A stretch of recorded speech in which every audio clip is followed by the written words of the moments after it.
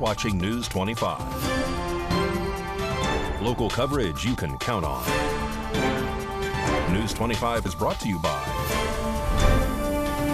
J.K. Nelson Law, voted Best of Las Vegas. Give them a call, 702-727-9900. News 25 is also brought to you by Desert View Hospital. You can count on us.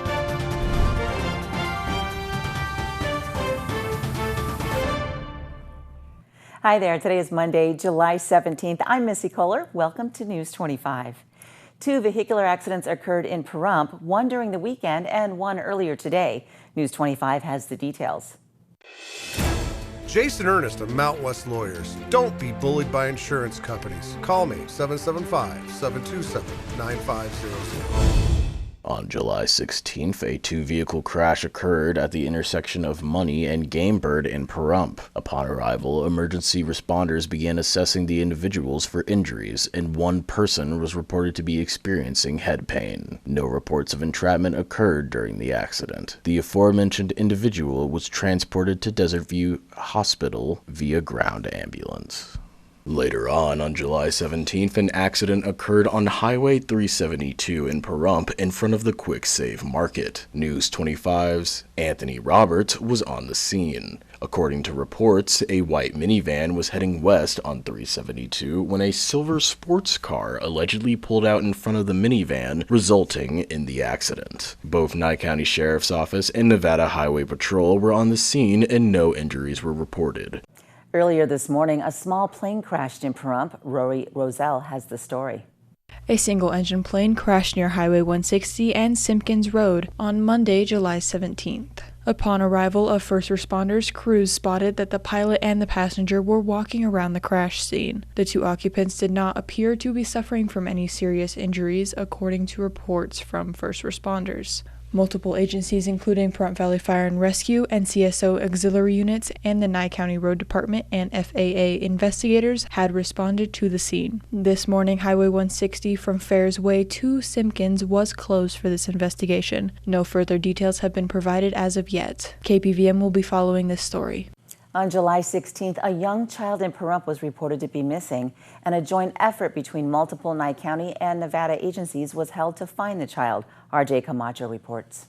On June 16th, at approximately 4:07 p.m., a boy by the name of Junior was reported to be missing and last seen in the area of Betty and Lola during an extreme heat warning. The Nye County Sheriff's Office, Search and Rescue, Pahrump Valley Fire and Rescue, and the Nevada Highway Patrol assisted in searching for the child, including local residents as well. Sometime after the news was made public, the home of the 5-year-old boy was taped off as a crime scene. Sheriffs had cadaver dogs walking the property, and helicopters were above the area searching for the child, all while waiting for a warrant to search the home. Sources have told News 25 that the parent was working and the babysitter fell asleep. Upon waking up, the sitter was unable to find the boy and called for help. News 25 has yet to be able to confirm this information with authorities. Later in the day, authorities found the 5-year-old boy at Comstock Park with a family friend. It was said that the family friend picked up the boy without anyone's knowledge. The condition of Junior was checked and they were found to be well and was henceforth released into the custody of their father. An investigation is to be conducted by Child Protective Services due to the condition of the property and home.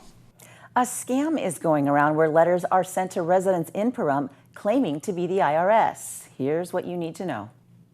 The Nye County's Assessor's Office warns residents of a scam letter that is titled Distraint Warrant, stating that the warrant has been issued to the addressee due to tax debt. The letter threatens the addressee to pay the taxes within 15 days of an unpaid balance, or levying procedures will begin. The letter says it is from a progressing unit tax group here in Nye County, but there is no return address. This fraudulent notice appears to be targeting the elderly specifically. A distraint warrant refers to a legal term that is related to IRS power to levy and distrain to collect all unpaid taxes. This is a scare tactic these scam artists are employing to spook customers into paying a tax debt that doesn't actually exist. There is a toll-free number listed on the letter, which may lead some customers to believe that this is a legitimate communication. This fraudulent notice is a fake agency, and residents should not call this number if they receive the scam letter. A vehicle fire occurred in Vegas on July 16th that spread into 4 different fires. Here's the story. Jason Ernest of Mount West Lawyers. Don't be bullied by insurance companies. Call me 775-727-9500. On July 16th at approximately 1:15 p.m., the Combined Communications Center received a report of a vehicle on fire under a carport at the Trend Apartments located at 240 East Silverado Ranch Boulevard in Las Vegas. By the time the first engine got to the location at 1:22 p.m., the fire had spread to 3 vehicles adjacent to the first, making it a total of 4 cars damaged by the fire. Firefighters prevented any further spread of the fire to the nearby apartment building and extinguished all the vehicles that were on fire. A total of 5 engines were used, 1 truck, 2 rescues, 2 chiefs, and 2 fire investigators, making a total of 32 personnel used to put out this fire. The fire was determined to be accidental and originated in the engine compartment of the first vehicle. The extreme afternoon temperatures did not play a role in either of the fire or the suppression of this fire. There were no injuries reported at that time. When we come back, we'll tell you about legislation that was passed to prevent corruption. Stay with us.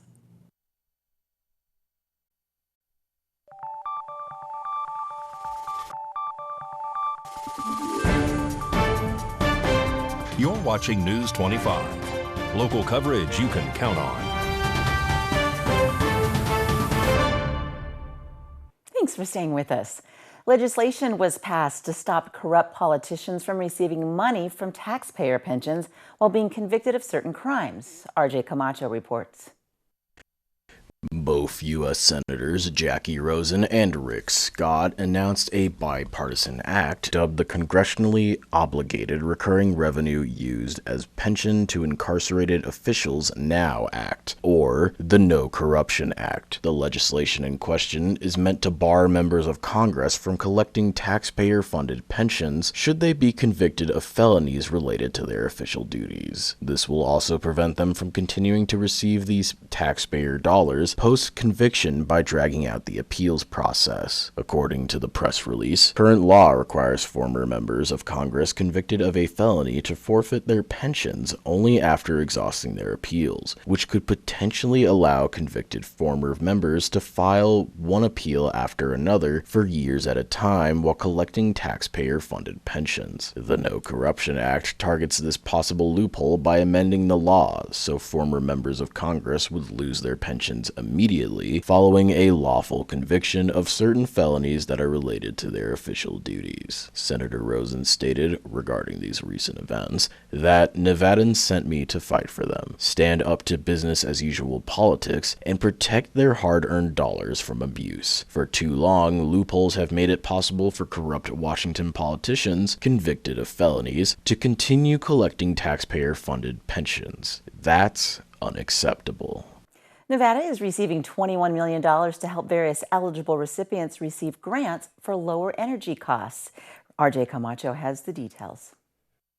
On July 13th, it was announced that the U.S. Department of Agriculture is making $21 million in technical assistance grants available through the Rural Energy for America program. This is stated to be done in order to help agricultural producers and rural small businesses access federal funds for renewable energy and energy efficiency improvements. Those who may be eligible for the grants provided by this funding include state, tribal, or local governments, colleges and universities, electric cooperatives and utility companies, and for-profit and non-profit organizations. This announcement is also in relation to Biden's Investing in America agenda and the Bidenomics strategy to grow the American economy. Those interested in applying for a grant may do so by contacting Laura Chavez, the Nevada Energy Coordinator, at laura.chavez@usda.gov. And for additional information, you can go to rd.usda.gov/NV.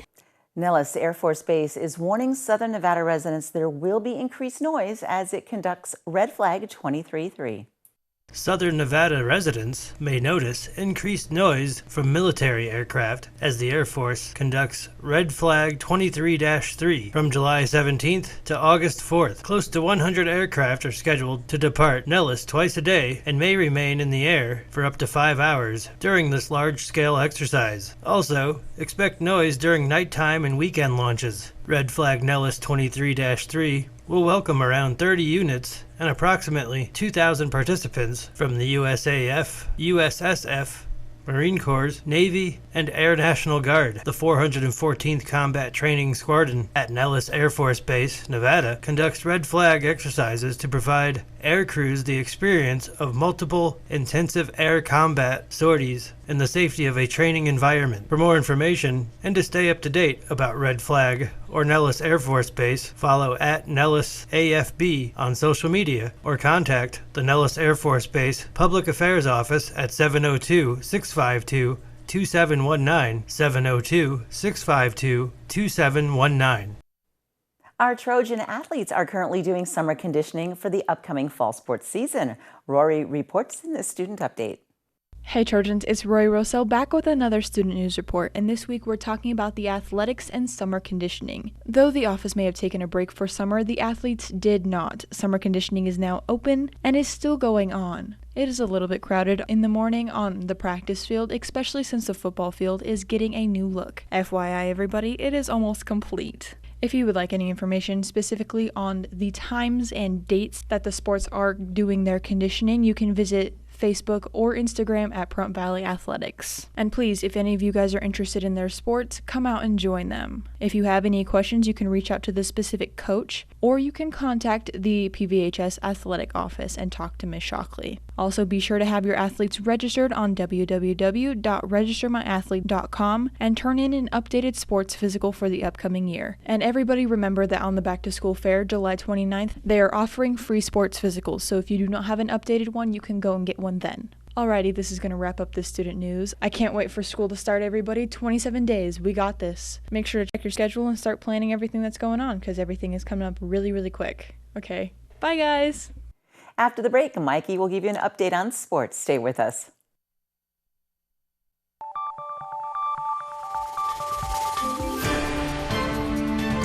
You're watching News 25. Local coverage you can count on. News 25 is brought to you by Mountain West Lawyer, Injury Attorneys, 727-9500. Thanks for staying with us. It's time now for a look at sports with Mikey.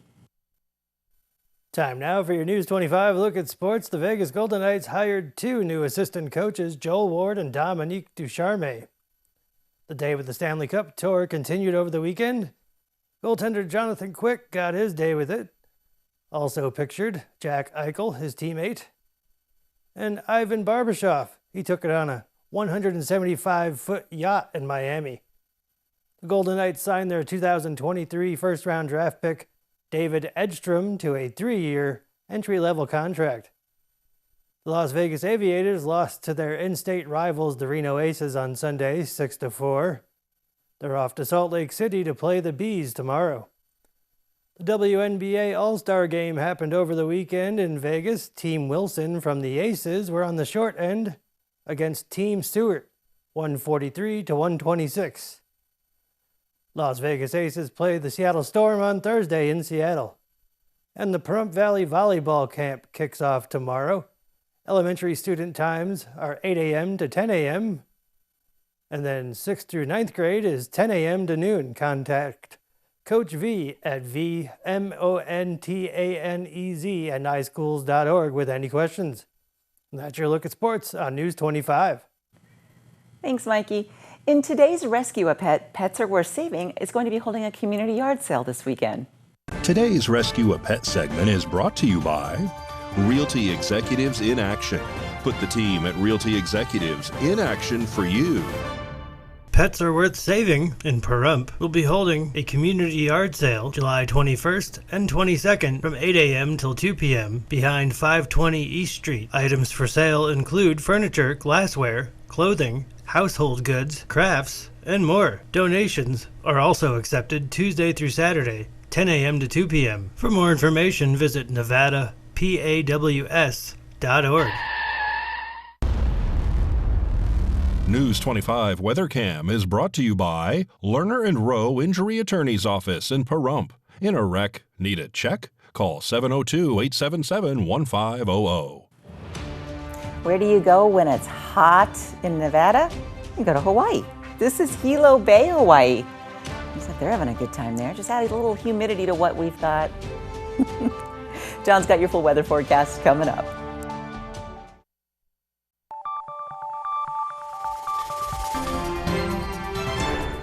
News 25 weather is brought to you by Dairy Council of Nevada. Undeniably delicious, undeniably dairy. Enjoy what's real.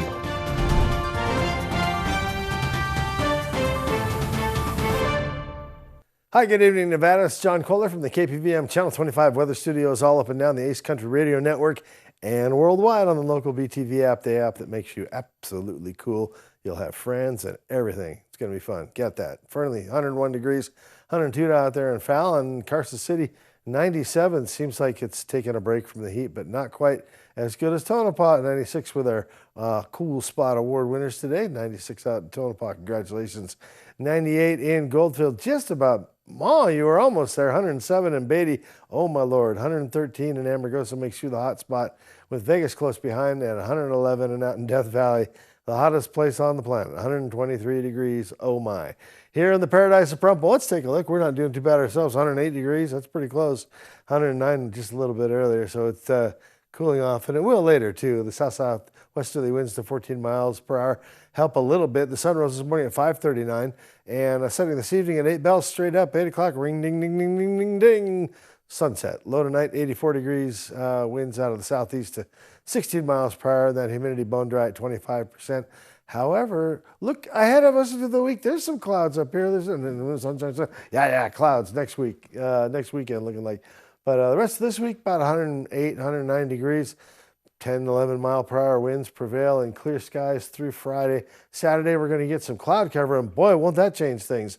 Not so much, actually. The temperature's sticking right about 108 degrees even throughout the weekend. With some clouds, we're not really talking rain about there, but maybe we get some shade. That might be nice. A little shade to look forward to. Not until next weekend. All right, back to the desk. Enjoy the heat. Here's Missy Kohler. Thanks, John. Keep cool, everybody. Drink lots of water. That's going to do it for News 25 tonight. I'm Missy Kohler. Have a great night.